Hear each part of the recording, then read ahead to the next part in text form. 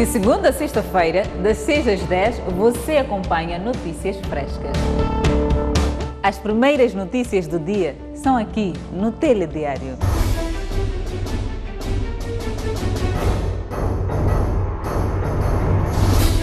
O seu dia começa conosco e com você informado.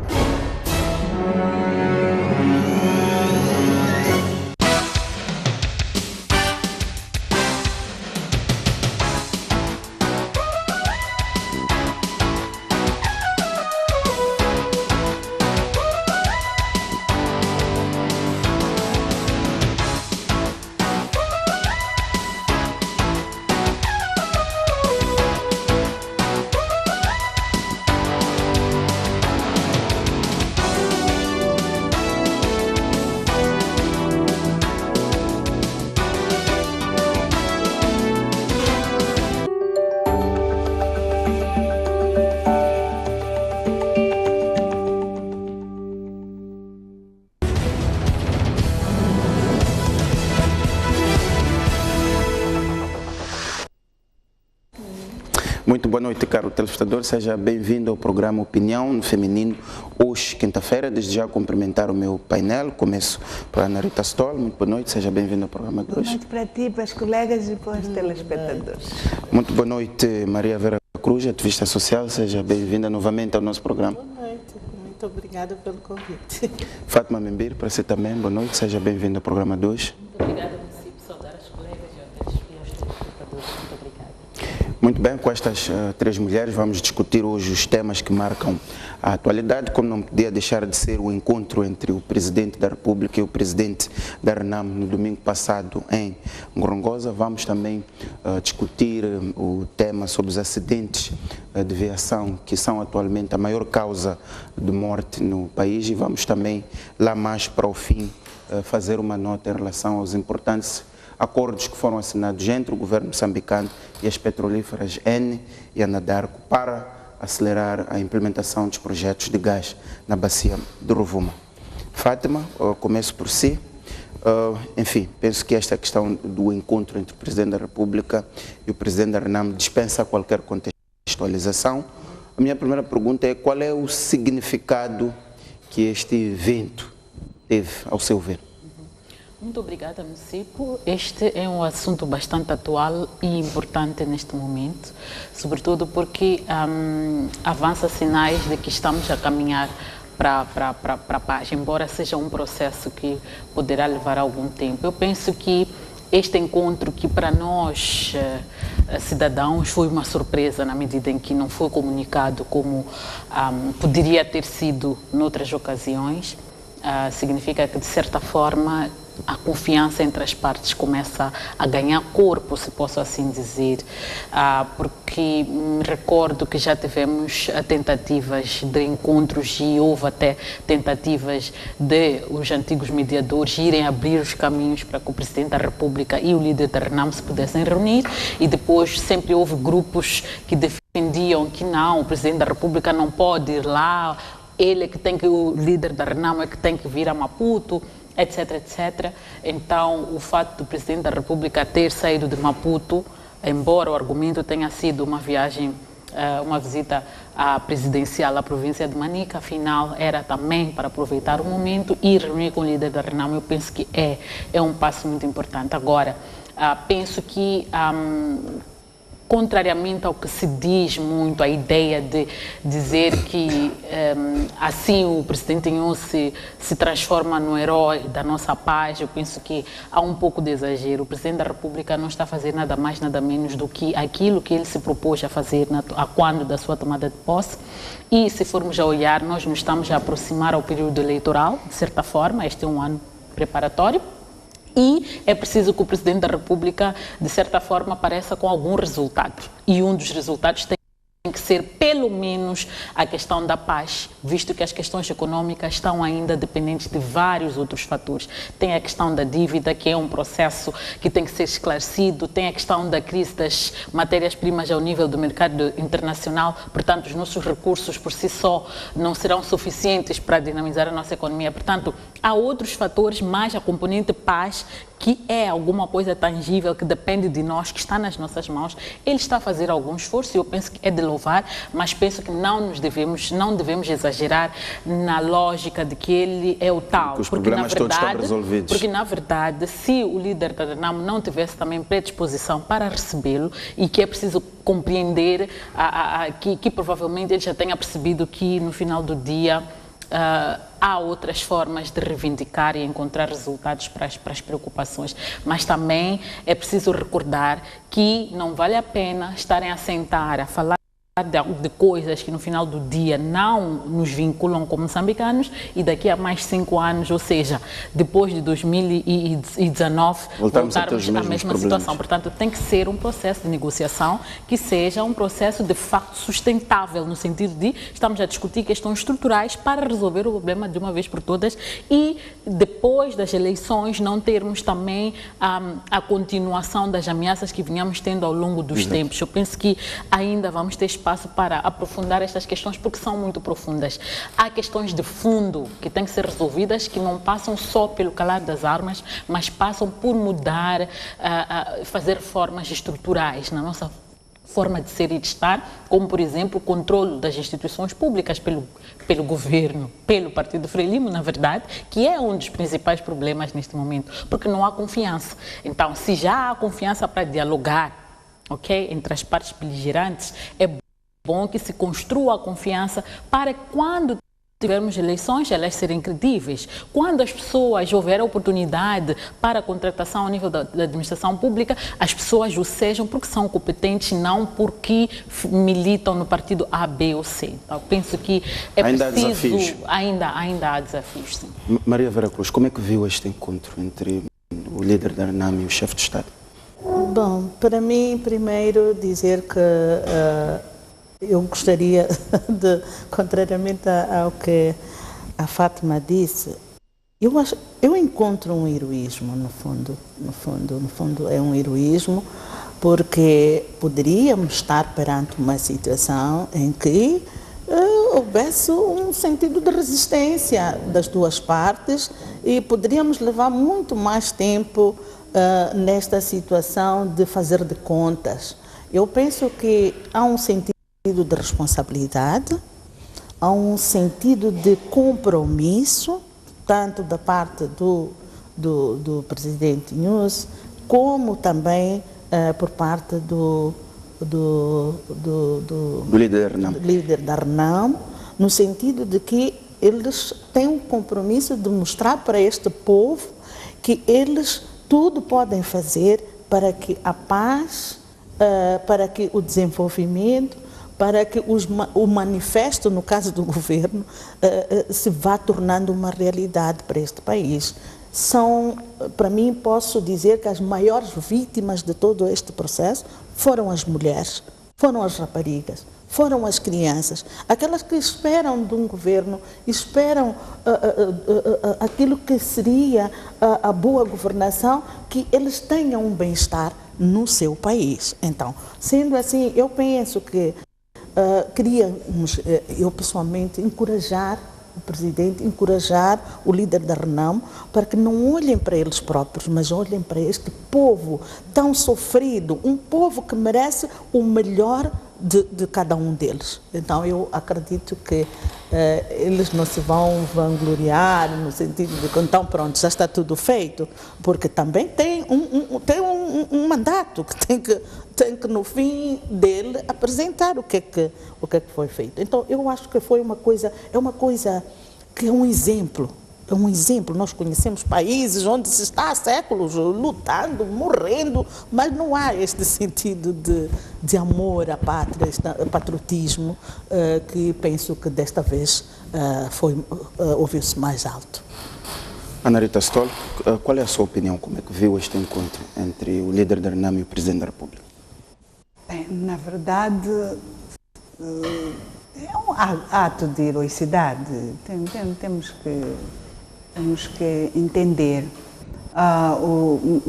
E também encaixa-se naquilo que é o modo de governar do presidente Nilce. E foi dito aqui, já desde a investidura, que apareceu-nos com uma maneira própria de dizer ao povo que vai cumprir com o seu manifesto eleitoral. E uma das coisas que ano após ano, mesmo com as dificuldades por causa da intranquilidade que se havia instalado, não é? Eu sempre dizia, eu estou disposto a fazer tudo que estiver ao meu alcance para restabelecer a paz. E na interação que tem feito, quer o nível de sessões fechadas do governo, que vemos através dos porta-vozes, quer através da interação com as populações, quando faz visitas, quer quando está fora de Moçambique, sempre traz leva a população a dizer sim, esta pessoa tem tudo para cumprir com o que diz. Portanto, é uma liderança baseada em factos e em muita coerência. Ele começou a dizer que ele vai exigir resultado e tudo que está fazendo sempre aponta para resultados. Ora, se a visita presidencial a Manica tinha ou não em agenda esse aspecto, cabe a ele é que é o mais alto magistrado da nação e achou, de certeza nós sabemos, não é segredo nenhum que eles conversam com o líder da RENAM. Mas para quem conhece um pouco o presidente da República, o presidente Nilce, eu não fiquei surpreendida ao facto dele quebrar todo este protocolo, descomplexar-se de todo o aparato que tem um chefe de Estado e brindar a nação com aquele encontro. Eu não fiquei admirada. Agora, as colegas têm razão, e neste caso concreto até a Vera, que é inédito, é um pouco inédito, é raro esse tipo de atitudes hoje, no mundo de hoje, e numa situação daquela em que o líder está nas matas há bastante tempo e quem está com domínio daquele habitat naquelas circunstâncias é o líder da RENAM, praticamente ele conhece os caminhos aparentemente. Então, mas esse facto todo não inibiu o presidente da República naquela maneira dele de ser e estar, de chegar à conclusão de que eu venho aí ter, contra todas as precauções que podem daí advir, mas foi. E aconteceu o encontro. De certeza que muitas coisas que falavam ao telefone clarificaram melhor. Porque nós sabemos, o chefe de Estado diz que tem falado. O líder da RENAM também diz que fala com o presidente da República, mas não é igual. Não é igual a conversa, confirmarem-se coisas que, pelo que ouvimos no comunicado, deu-se muito avanço em alguns aspectos que o público não tínhamos a certeza quando é que as coisas iam acontecer. Eu também sou pelo encorajamento, acho que a nossa maneira de encorajar é exaltar o presidente da República, as suas altas funções que tem e dar o voto de confiança que, se assim for, mais depressa possível poderemos ter a paz efetiva. Exato. Aqui alguns pontos levantados pela Fátima, nomeadamente a ideia de que esta pode ser uma decisão atendendo às eleições, ou seja, uma decisão eleitoralista, tendo em conta que no próximo ano temos as autárquicas e depois no próximo ano temos as eleições gerais. Eu acrescentaria que também temos o Congresso dentro em breve e o presidente precisa de trunfos. Outro ponto que a Fátima levantou é que, apesar deste avanço, há ainda dossiês muito mais profundos relativamente à paz que precisam ser resolvidos com decisões concretas. Tá. Então, qual é a sua opinião? Em termos de eleitoralistas, não vou a isso porque a Frelimo está sempre a preparar-se para as eleições. Nós temos um slogan: a vitória organiza-se, a vitória prepara-se. Portanto, nesse aspecto, não vou discutir muito, é um ponto de vista da Fátima, mas como membro deste partido que sou, acho que nós estamos sempre a organizar-nos para ganhar e para não sair do poder. Portanto, se vê esse aspecto como um pré-eleitoral, que ou seja, mas nós ainda nem sequer estamos a falar de campanhas. Aliás, estamos numa fase muito adiantada de preparação do 11º Congresso. Portanto, internamente temos problemas mais específicos a resolver do que estar a fazer esse tipo de campanha. Não nos esqueçamos que há dias os mídias também passaram aí qualquer coisa que chamava-nos a atenção de que grupos A e preferem que o líder da Renamo não saia das matas agora. Não nos esqueçamos que houve esse... Nunca debatemos sobre este assunto. Então agora, isso referia-se ao líder da Renamo, que ia se aproveitar para depois aparecer. Agora também pode-se estar a dizer, o presidente Nilce fez isso. Então eu acho que um partido bem organizado, com estrutura sólida, tem uma máquina eleitoral. E a máquina eleitoral tem que trabalhar. Logo que se anunciam os resultados de uma eleição, começa logo a trabalhar. E a Frelimo tem um gabinete central a fazer isso. Os dossiês, sim. Eu acho que é de bom tom o Presidente da República deixar ficar a ideia de, para se chegar a uma paz efetiva, ainda há muita coisa para se resolver. Nos comícios de Manica, até ele chamava a atenção que não haja arrogância entre as pessoas que dialogam, que todos nós temos que saber que somos importantes para o processo. E qual é o problema de quero citar o que ele dizia, qual é o problema de eu sentar e falar com o Presidente da Câmara? Ele é um moçambicano, como qualquer um de nós. Qualquer um de nós pode fazer isso. Eu faço a minha parte, o Presidente da Câmara faz a parte dele e todos nós fazemos, cada um a nossa parte. E eu acho que sim, o dossiê Paz ainda é complicado porque é parte da solução dos problemas, até que a gente consiga um entendimento efetivo entre o governo, não é? E o partido Renamo, que nós todos sabemos o que isso quer dizer em termos constitucionais. Mas tem havido esta preocupação de dialogar para estabilizar, para pelo menos esse aspecto ficar resolvido e fazermos política como homens civilizados e qualquer país do mundo faz. Exato.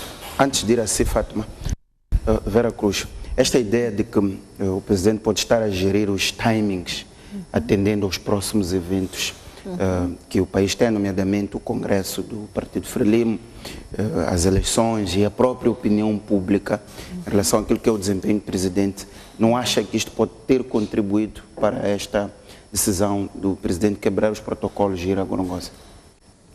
Bem, se calhar não diria muito que sim. Quem sou eu para dizer que não, também. Mas eu penso que o mais importante é nós estarmos claros de que realmente é uma responsabilidade para um governo gerir a questão da paz no país. No caso concreto, eu penso que existem dossiês que, se calhar, não estão só por resolver, como foram mal resolvidos no passado. Então, esta correção, ela exige de todos os atores a maior das consciências daquilo que é direito, não é? Daquilo que é verdade, não é? Uma transparência e uma responsabilidade profunda de cada uma das partes. Também acredito que, afinal de contas, num país democrático, no fim, quem decide? Quem decide aquele que vai o representar? É o povo. E é este mesmo povo que tem um testemunho de tudo o que lhe aconteceu. A guerra não é algo que não deixa sequelas, não deixa mágoas, não deixa conflitos internos, pessoais e até intergrupos. Então, eu acredito que nós precisamos até, um dos grandes dossiês é nós podermos reconciliarmos. Porque mesmo em relação à primeira fase daquela que foi a Guerra dos 16 anos, exato, ainda não nos reconciliamos. Mas eu fazia a pergunta, tendo em conta este ponto que a Fátima levantava, de que isto pode ser uma decisão eleitoralista. É nesse sentido que eu estou a dizer, porque afinal de contas, as eleições, quem vai lá eleger? É o povo. Exato. Então, eu penso que todos estão interessados em que este mesmo povo olhe para eles como alguém que realmente merece o seu voto.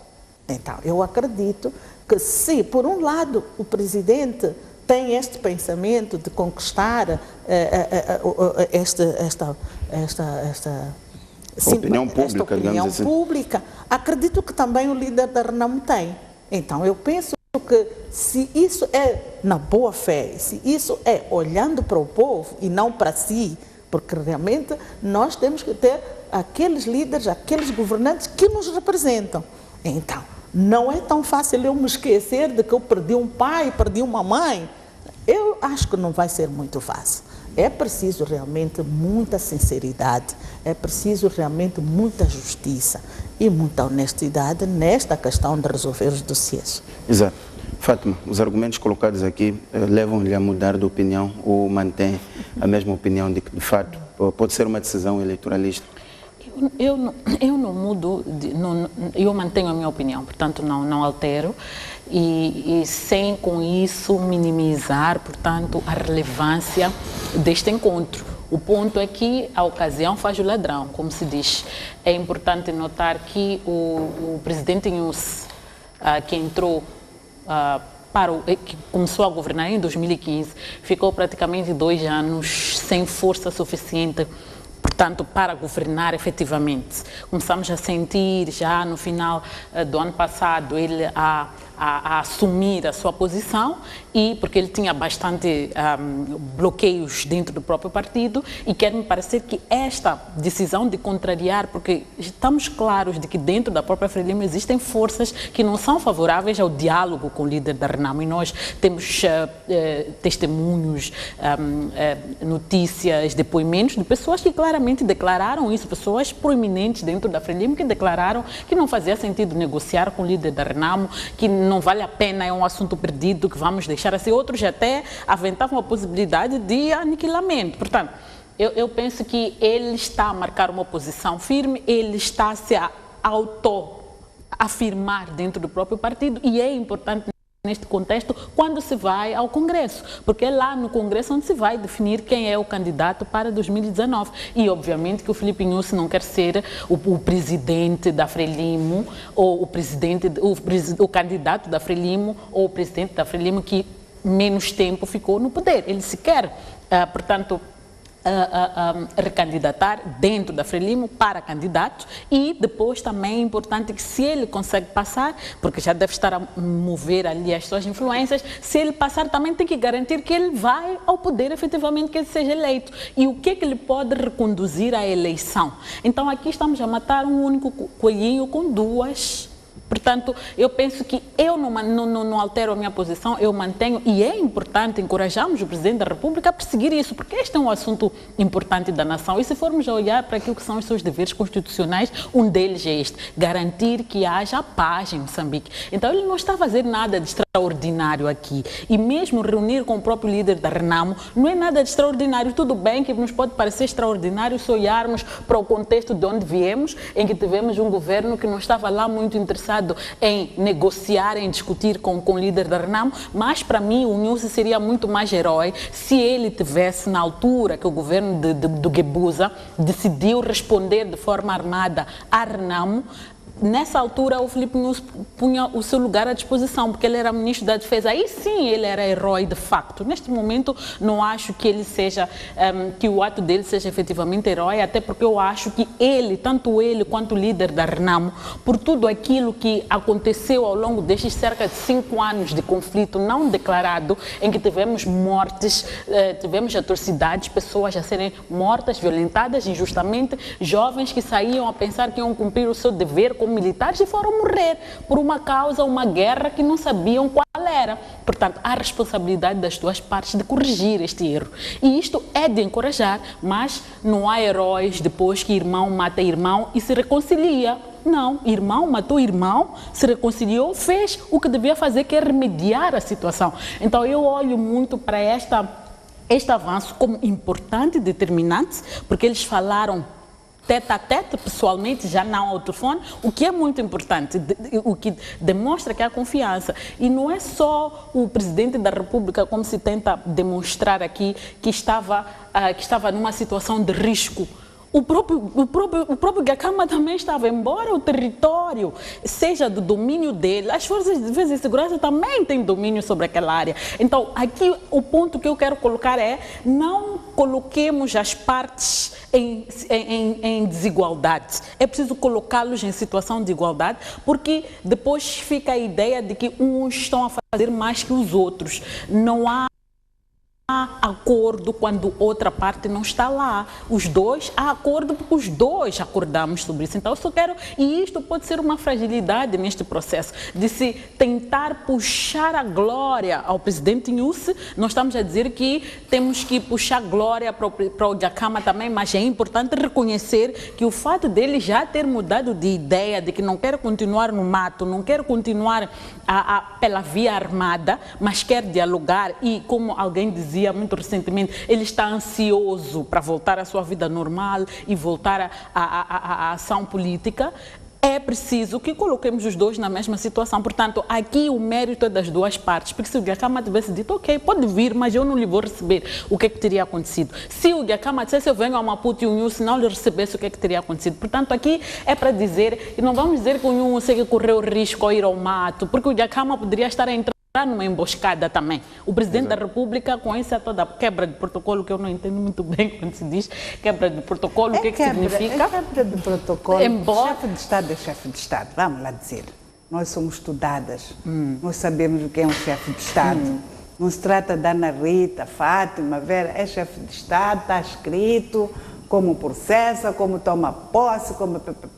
É aí que se diz, é quebra, porque não fosse quebra, a Fátima bem disse, por que não se anunciou como normalmente se anuncia? Por que não avisaram a nação? Alto aí, o mais alto magistrado da manhã vai se encontrar com o Gakama no sítio X, a hora X, que é o que se faz. É um comunicado da Presidência da República que faz isso. Então, quando se diz é quebra, temos que aceitar, quebrou. Agora, essas outras nuances, sim, é a parte que caracteriza o caráter do presidente Nyusi. Que ele próprio pode dizer, alto aí, eu sei por que fiz isto. Eu sou um cidadão como qualquer um de vocês. Eu aceitei, jurei e agora tenho que ir até as últimas consequências. Compete ao presidente Nyusi fazer isso. Portanto, também não quero crer que, apesar de tudo, se menospreze a figura de um chefe de Estado. Não se pode passar despercebido. Ele é aqui na República de Moçambique. O chefe de Estado é Filipe Jacinto Nyusi. Queiramos ou não, menina, é assim. Agora, quanto ao resto, são opiniões que a gente tem. Um dia, quando ele conseguir, quando ele quiser explicar, não sei se no comício de hoje, ainda não escutei, mas tem uma coisa interessante do presidente Nyusi, explica-se quando vai interagir com a população. E quero crer que em sua fala há de dar informações, o que é que ele pensa fazer mais tarde. E vai dando sinais, porque nos últimos comícios em Manica acabou dando sinais que há qualquer coisa que ia acontecer. E nós vimos que aconteceu.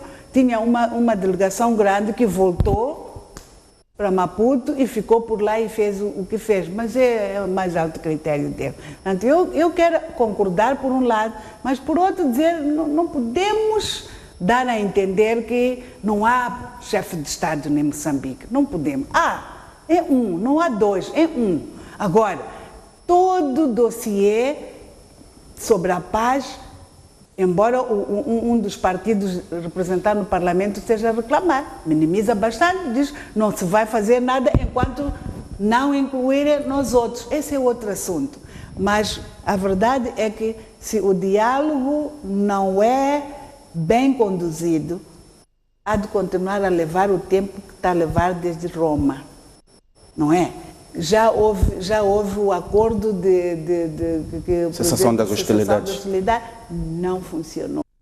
Se agora chegaram à conclusão ambos que é melhor evitar intermediários, vamos os dois tratar que o seja a bem da nação, porque para já são gerações completamente diferentes. Ali é de facto um irmão mais velho com um irmão mais novo. Apesar dele ser chefe de Estado. E vimos um pouco essa parte ali, naquilo que mostraram os mídias, que também é uma pessoa imbuída de muito respeito e educação. Porque tu também, quando não respeitas o teu próximo, a pessoa também não se sente bem, não é? E acho que aqui notou-se um pouco disso. As pessoas podem tirar ilações que quiserem, mas eu acho que arrogância Nilce não tem. Mas esta questão que a Fátima levantava é que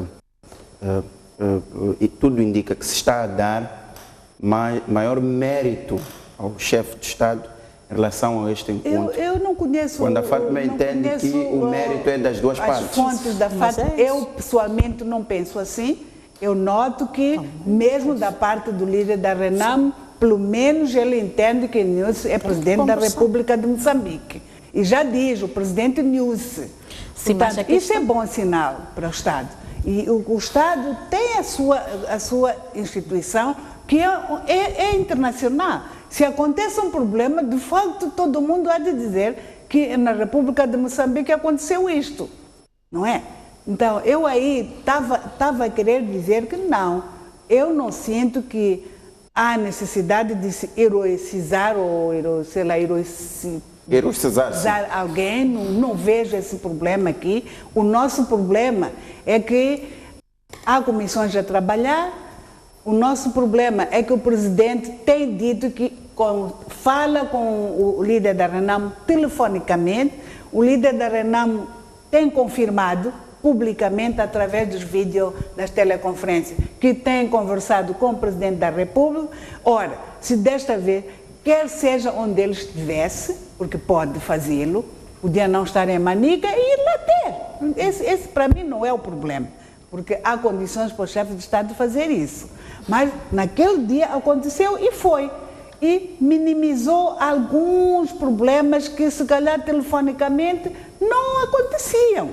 Daí que um encontro de 3 horas ou 2 horas, como se diz, eu acho que deu para alinhavar muita coisa que podia não se conseguir à distância e ao telefone que acontecia. É nesse aspecto que deixa-me sossegada e eu sinto que as pessoas com quem eu lido também são nessa linha. Não noto ainda pessoas que estão numa de mas eles estão a tentar mostrar que um é isto. Eu acho que já discutimos isso, já chegamos à conclusão que Moçambique é Moçambique. Moçambique tem um chefe de Estado, um chefe de Estado é presidente Nilce. E do meu lado, mesmo também para clarificar a Fátima, não sei se foi aqui ou aquilo que é a opinião pública, para mim, eu penso que este ato é de heroísmo. Das duas partes. Das duas partes, para mim. Para mim. É por isso que eu acho que é um modelo. É um modelo para muitos países, para muitas pessoas, mesmo nós nas nossas famílias.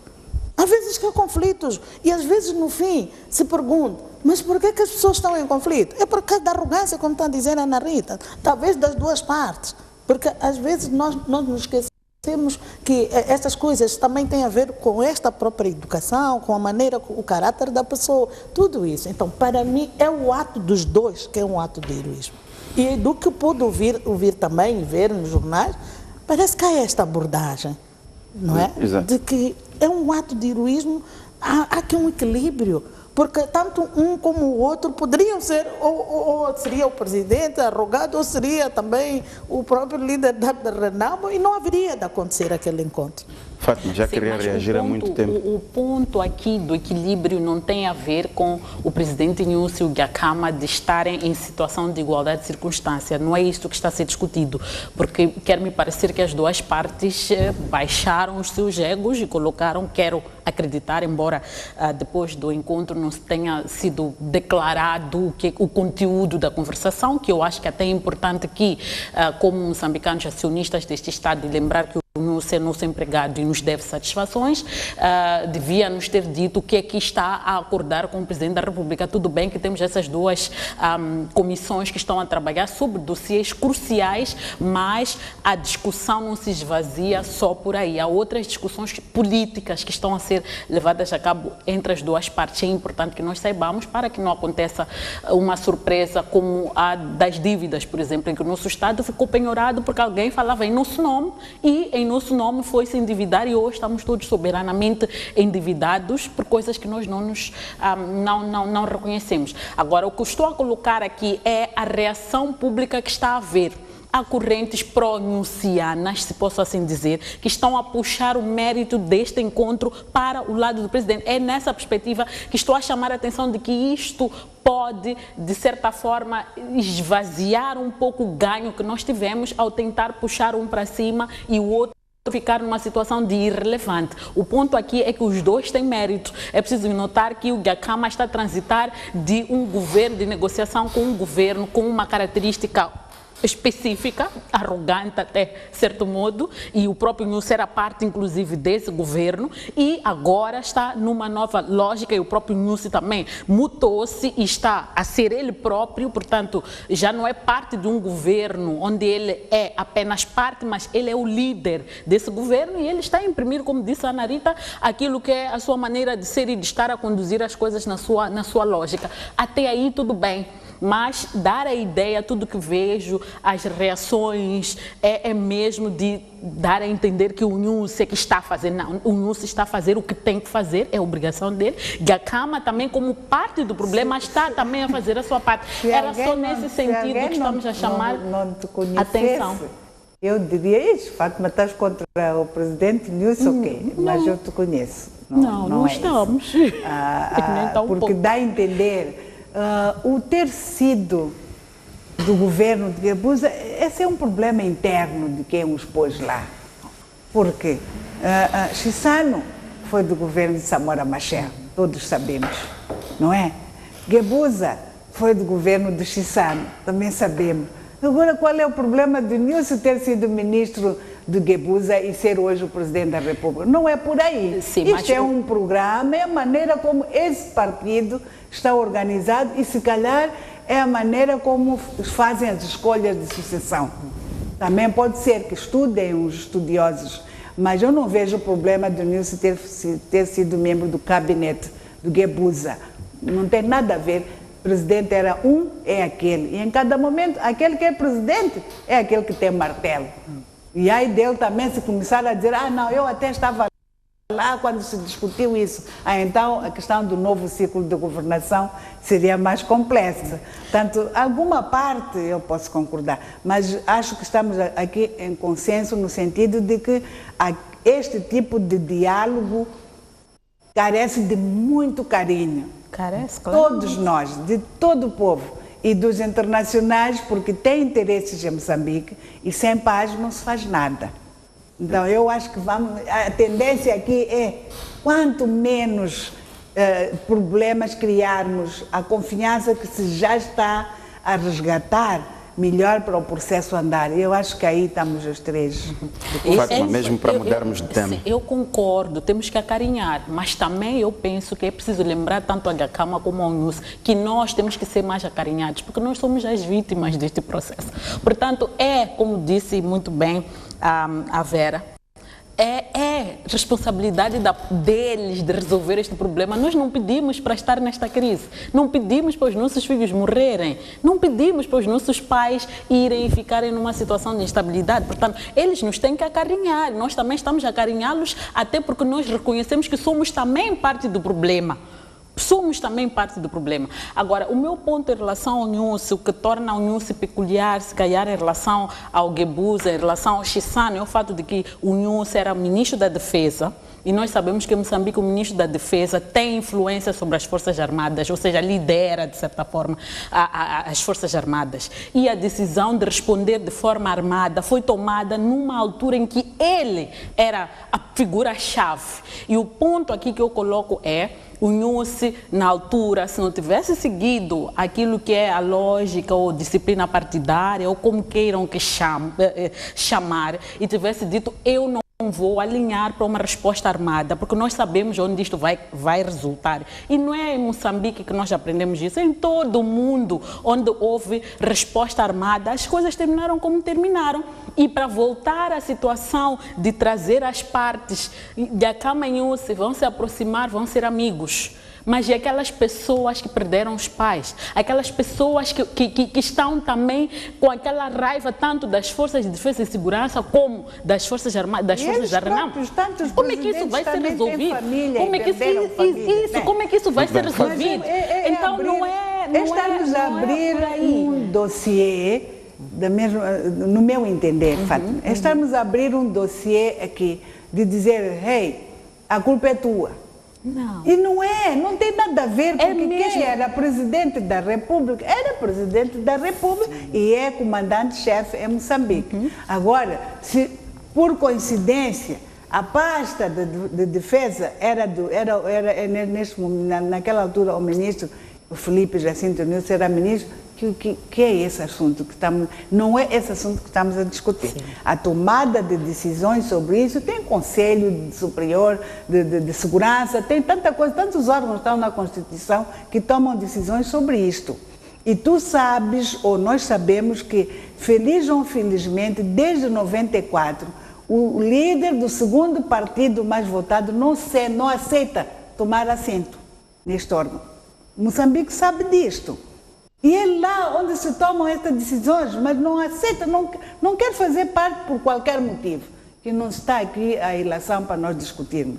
Então, quem não está lá, vão tomando as decisões com os representantes que se enviam e no final do dia estamos a ver que ainda há problemas, há mágoas. E um dos grandes problemas é a recusa. E desta forma temos mesmo que ir ao nosso intervalo, voltamos dentro de instantes para discutirmos os acidentes de viação, que são um flagelo na nossa sociedade. Até já, caro telespectador.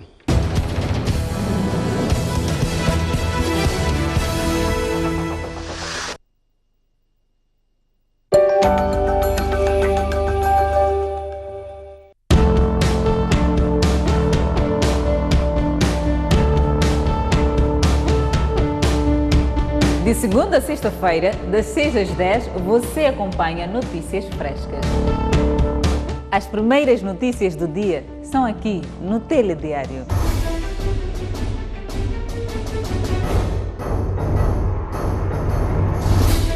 O seu dia começa conosco e com você, informado.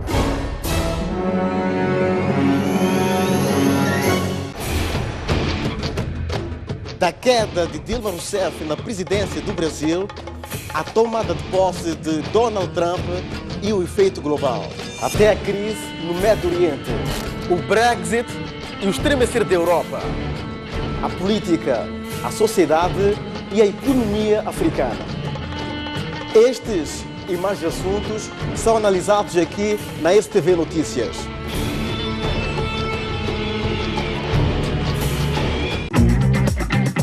Ler o jornal O País ficou mais fácil.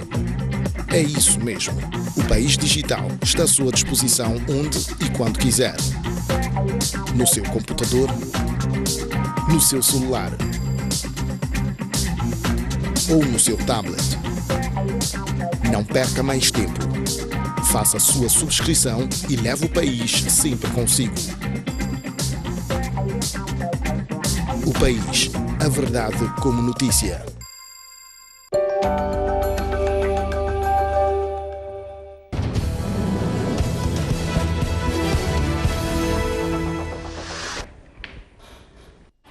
Muito bem, voltamos para a segunda parte do programa Opinião do Feminino, desta feita para discutirmos os acidentes de viação e lá mais para o fim uma decisão importante que foi tomada hoje, que consiste na assinatura de contratos entre o governo moçambicano, a ENE e a Anadarko. Maria Vera Cruz, até porque sobre o tema do diálogo quase foi isolada aqui pela Fátima e pela Ana Rita. Enfim, os acidentes são um flagelo, este é um tema que temos vindo a agendar, mas devido ao tempo do programa não conseguimos discutir e trouxemos hoje por causa do acidente também que houve recentemente em Vilanculos. E sobretudo porque estamos a falar de acidentes evitáveis. Havia um caminhão estacionado na berma da estrada, havia um nevoeiro, uma viatura de transporte de passageiros chocou. Trata-se, em 2 anos, de um segundo acidente com as mesmas características. E a polícia deu um dado importante a dizer que aquela não era a hora de circulação dos transportes de passageiros, mas mesmo assim aquela transportadora passou por 3 controles. Postos de controle. Só para termos uma ideia, no primeiro trimestre deste ano morreram mais de 300 pessoas vítimas de acidente de aviação, isto sem falar das pessoas que ficaram feridas e não podem andar, entre danos também materiais avultados. Como é que nós olhamos, tentando fugir do lugar comum em relação à forma como tratamos as questões de acidente, que se diz que é excesso de velocidade, é embriaguez, como é que fugindo ao lugar comum em relação a essas opiniões, que nós podemos atacar e olhar para o problema dos acidentes de aviação no nosso país? Bem, eu gostaria de ganhar uma coragem para dizer que, como disse muito bem, este transporte que teve acidente passou pelo controle. O que aconteceu lá no controle? Com um autocarro que está a violar a norma. O que aconteceu com a polícia que estava lá para fazer o controle? O que aconteceu é que não fez controle. Então, é conivente. A nossa polícia é conivente com a situação dos acidentes. Não vou falar de uma forma geral, dizer que é a polícia de uma forma geral. Mas há pessoas lá dentro da polícia que não estão para evitar. Então, é para ganhar. Então, nós muitas vezes temos assistido aqui mesmo numa polícia. Está ali um motorista que não está devidamente autorizado para conduzir. Mas basta pôr lá uma notinha e entregar, está. Mas são vidas que estão ali. São vidas. Então, eu penso que o fenômeno também de nós olharmos para esta questão da corrupção, eu devo dizer abertamente, numa perspectiva de que não temos hipótese, é assim mesmo, vamos viver assim, eu acho que é muito perigoso, porque é o estado das próprias viaturas. Às vezes tu olhas para uma viatura que tem pneus carecas, está com problemas mesmo técnicos, mas está na estrada. Quem autorizou esta viatura? Ou quem está a deixar esta viatura estar ali? E a transportar pessoas. Então, eu penso que aqui temos que trabalhar seriamente na consciência de algumas pessoas que estão dentro da polícia, mas também com os próprios motoristas. E às vezes eu digo assim, mas nós somos tão aventureiros. Às vezes olhas para um miúdo, ou está drogado, ou está bêbado, está a conduzir de qualquer maneira, e nós estamos lá. Quer dizer, se calhar não estamos protegidos, nós, quando estamos na estrada, quando estamos dentro de uma viatura. E às vezes a polícia está lá, tanta polícia, mas é livre trânsito. Então, há qualquer coisa aqui que tem que melhorar. É como quando se trata de saúde, quer dizer, a corrupção está em todo lado, mas quando é no hospital e na estrada, são vidas que se vão. Então, eu penso que há qualquer coisa que tem que melhorar. Há também uma conivência aqui. Questão da corrupção. Ana Rita, qual é a sua opinião em relação aos acidentes? Maria Vera Cruz aponta a questão da fiscalização, que a própria polícia reconhece que falhou. Estamos a falar do último acidente e a questão da corrupção. que não permite que os agentes possam atuar como deve ser. Mas tentemos olhar no global, entendendo que isto é um flagelo. É um flagelo, sim, há muito sangue na estrada, pelo país fora, particularmente na Estrada Nacional número 1. Sei que tanto as autoridades estão preocupadas com isso, porque noto que há muito a tentativa de se ver o que é que se passa na Enater, no processo de emissão das cartas de condução. Agora estamos a ouvir falar aqui de alguns elementos da polícia de trânsito que às vezes menosprezam a sua responsabilidade e a conjuntura própria. São transportes coletivos de passageiros, de longo curso. Esta vinha de Quilimane, mas a outra também do ano passado também vinha de muito longe. E circula com apenas um motorista, não é? Às vezes, quando se discute o assunto, a pessoa tenta perceber, mas qual é a necessidade? Nós sabemos que para a África do Sul, antigamente havia uma única companhia, agora há várias, Greyhound, há muitas que andam à noite até, transporta passageiros de Maputo a Joanesburgo, Maputo a Durban, Maputo a não sei o quê, e não há tantos problemas, porque é uma organização para prestar aquele serviço. Acho que há a troca de motoristas depois de tantas horas, não sei, mas eu acho que tem que se mexer o assunto no seu todo. Não basta só olharmos para o lado da polícia, mas também olhar para o lado dos donos das companhias transportadoras. Estão preocupados. Os caminhões próprios, quando não é de transporte de passageiros, quantos acidentes há aqui por causa de caminhões cavalo?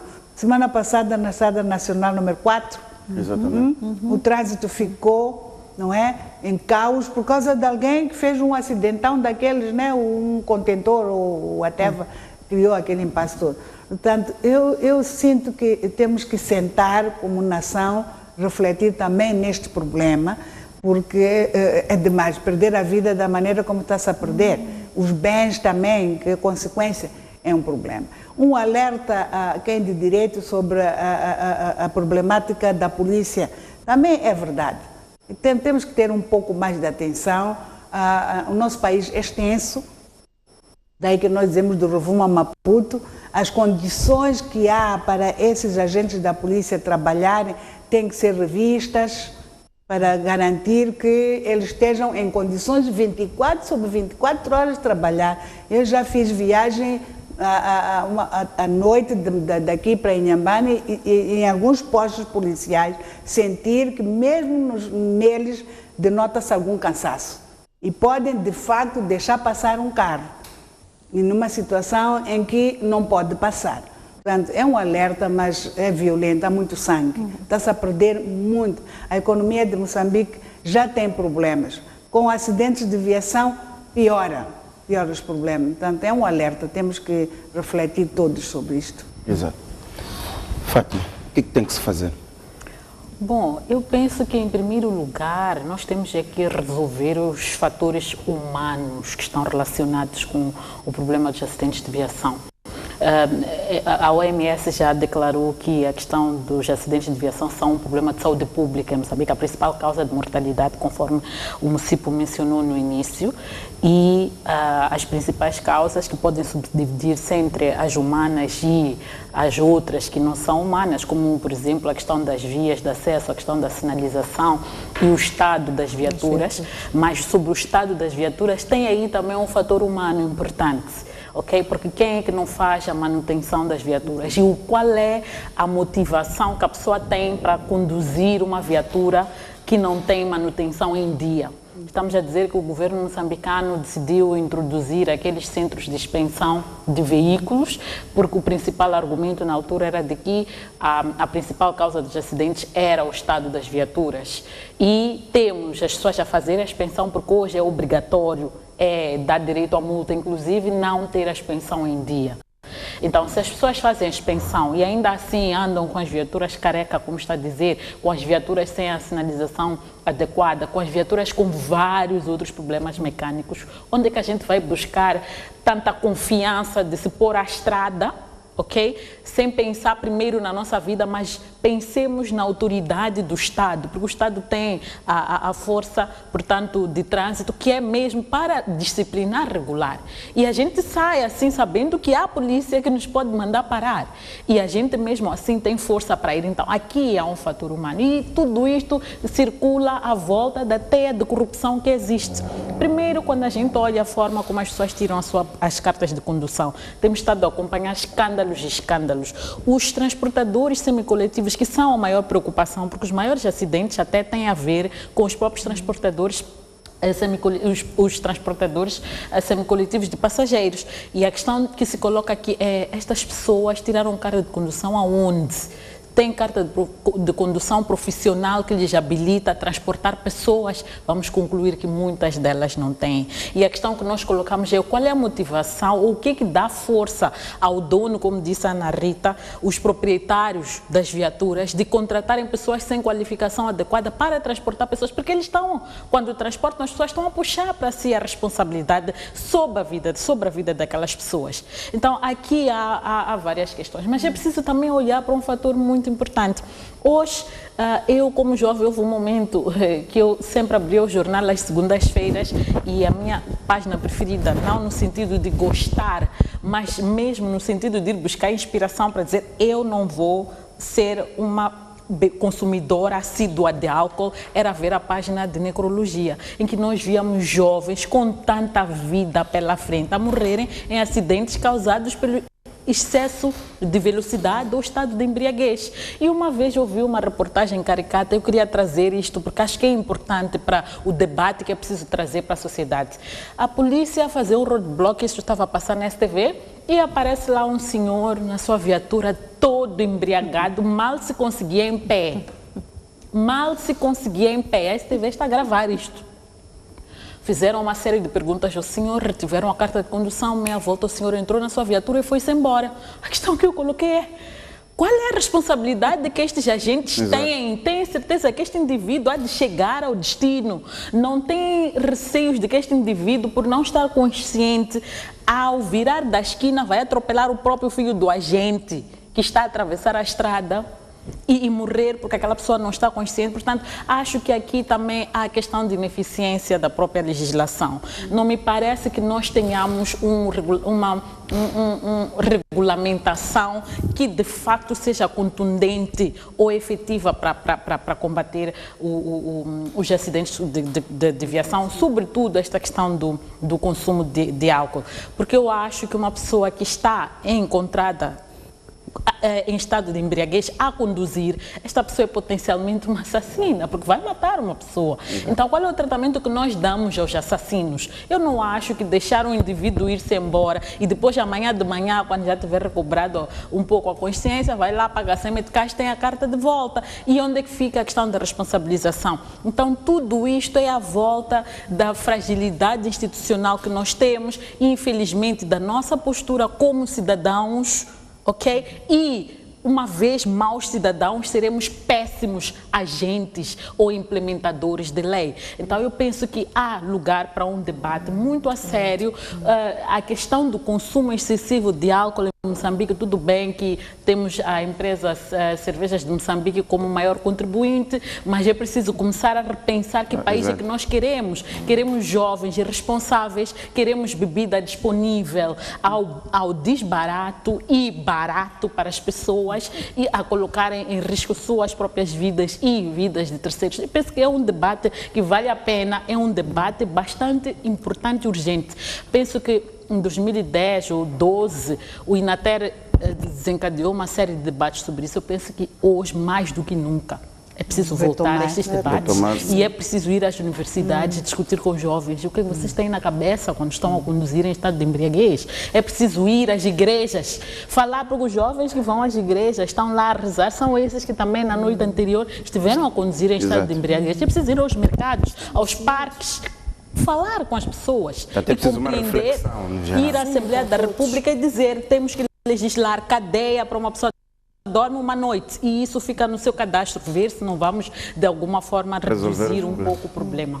Muito bem, ficamos com pouco tempo e mesmo vamos passar para o outro tema, apenas para fazermos uma nota. Hoje foram assinados importantes contratos para fazer avançar os projetos de gás no Rovuma. O governo moçambicano, vários ministros, em particular a ministra dos Recursos Minerais e Energia, assinaram com a Anadarko e a EN, essencialmente o contrato para o início da construção da fábrica de gás natural que é feito. Um sinal importante de que os investimentos nesta área vão, de facto, avançar. Neste caso, estamos a falar de investimentos brutais que podem chegar a 100 mil milhões de dólares e que podem fazer o produto interno bruto do país crescer 24% ao ano. Ana Rita Stoll, como é que, enfim, registra este momento?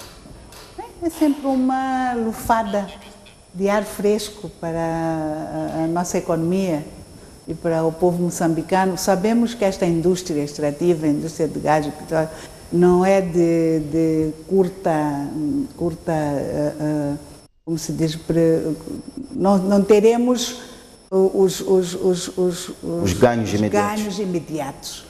Mas quando acontecem estes sinais é sempre muito bem.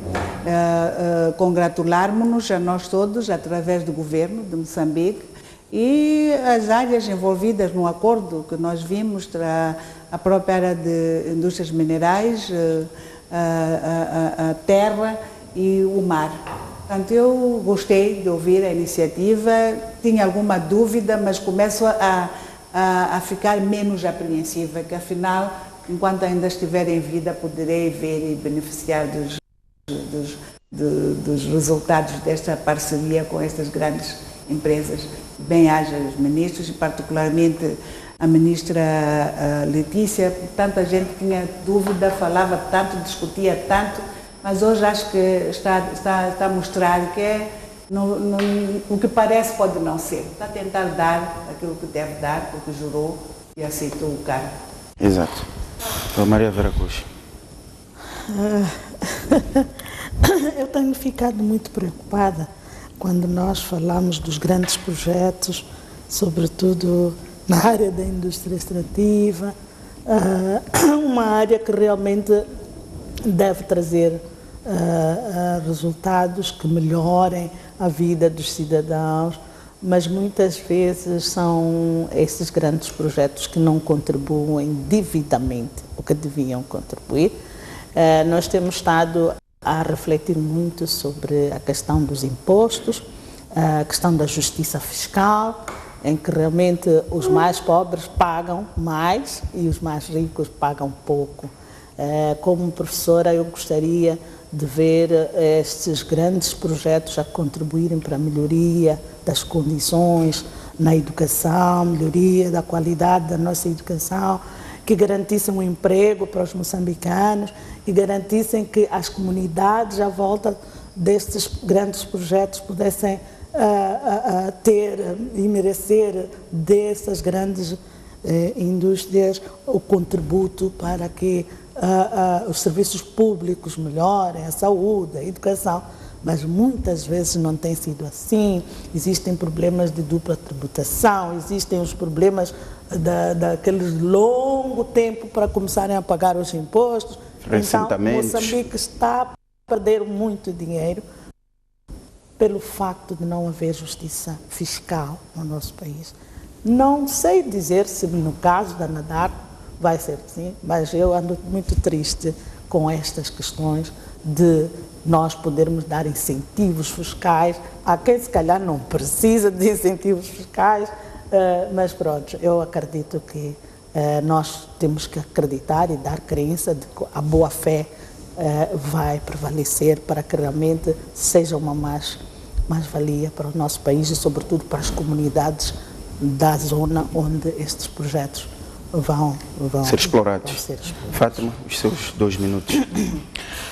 Bom, não vou distanciar-me das colegas em relação à ideia de que é um marco importante para a viabilização do nosso gás da bacia do Rovuma. Já tivemos a EN que tomou a sua decisão final de investimento e quer-me parecer que estes são, digamos, os derradeiros acordos a serem assinados até que a Eni, a Anadarko, que fazem, portanto, a AMA 1, que vai implementar o projeto que vai construir a planta de liquefação em terra, façam a decisão final de investimento para que efetivamente as obras de construção da infraestrutura iniciem e, de facto, o gás natural comece a ser produzido e exportado e, como disse a Vera Cruz, esperamos que daí venham os bilhões que estão previstos naquilo que é o plano, portanto, de negócios que foi feito. Estes acordos que ainda não dominamos, porque infelizmente grande parte destes acordos ainda tem que passar por um processo até serem publicados para que possamos ler e compreender o que é que efetivamente se está a acordar. Mas eu queria aqui, neste momento, porque tenho mais domínio sobre isso, é sobre a questão do reassentamento, porque um dos acordos que foi assinado com o Ministro da Terra, Ambiente e Desenvolvimento Rural tem a ver com o reassentamento que deverá iniciar a breve trecho. A questão de fundo aqui que se coloca é importante, porque antes de iniciar qualquer coisa é preciso que haja lugar ao reassentamento, isto é de lei. Agora, a questão que é preocupante é que o governo aprovou aquilo que é o plano de reassentamento, mas este plano de reassentamento ainda não está publicamente disponível. Então, nós, como cidadãos moçambicanos, e notando que este não é um processo da Eni Anadarko, não cometamos os mesmos erros que cometemos em Tete, em que pensamos que o processo era da Vale, era da Rio Tinto e houve falhas. E hoje temos comunidades completamente abandonadas e voltadas à pobreza. É preciso que nós, como moçambicanos, nos apropriemos deste processo. O investimento vai ser das empresas, mas na verdade é do Estado, porque não é investimento perdido. No final, estas empresas vão recuperar o investimento que estão a fazer, tudo bem que não na totalidade, mas vão recuperar parte considerável deste investimento. Então é preciso chamar a atenção aqui que é preciso que este documento, o plano, esteja publicamente disponível para que nós possamos monitorar este processo, porque nós queremos que este processo corra a contento. Não pode acontecer o que aconteceu, já temos alguns problemas à volta disto, que é a questão das compensações, por exemplo. Temos comunidades que até agora, mesmo com a aprovação do regulamento, não estão satisfeitas com o pacote de compensação, porque o pacote de compensação não é resultado de consenso entre as partes, é resultado de consenso entre o governo e as empresas. Então é preciso que este documento seja público, é preciso que o Parlamento, na qualidade de nosso representante, se aproprie desse instrumento, monitore este instrumento, sobretudo os deputados que representam o círculo eleitoral de Cabo Delgado e particularmente Palma.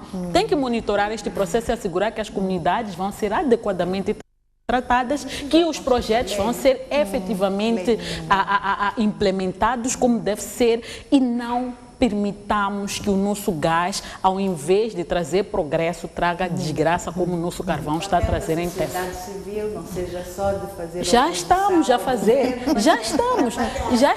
Nós participamos no processo de elaboração do estudo de impacto ambiental. A presença da Anarita Stola, a presença da Maria Vera Cruz e a presença da Fátima Mediri, assim que a que nos acompanhou. Até a próxima quinta-feira.